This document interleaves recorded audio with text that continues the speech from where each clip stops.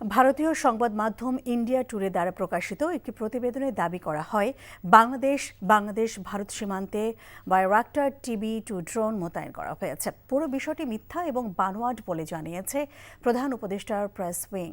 প্রতিরক্ষা মন্ত্রণালয়ের একজন মুখপাত্রকে উদ্ধৃত করে প্রেস উইং ফেসবুকে তার chief adviser press wing facts পৃষ্ঠায় লিখেছে, বাংলাদেশ দেশের কোনো অংশে তার রুটিন কার্যক্রম ব্যতীত কোনো ড্রোন মোতায়েন করেনি। প্রেস উইং জানিয়েছে, এই খবরটি বাংলাদেশের বিরুদ্ধে একটি সাজানো অভিযানের অংশ। ইন্ডিয়া টুডে গতকাল একটি প্রতিবেদন প্রকাশ করেছে এবং দাবি করেছে বাংলাদেশ ভারতের সীমান্তে তুরস্কের তৈরি বায়োরাক্টার TB2 ড্রোন মোতায়েন করেছে।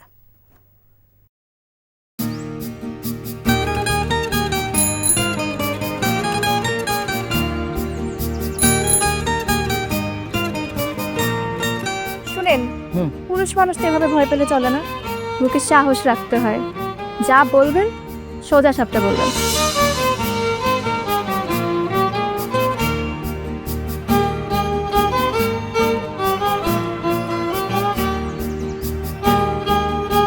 তো এই শীতে যে শীতের কাপড় ছাড়া আসছো, এটা কি ঠিক আছে? তোমাকে দেখার পর থেকে আমার জীবন থেকে শীত, গ্রীষ্ম, বর্ষা সব চলে গেছে, শুধুমাত্র তুমি আছো।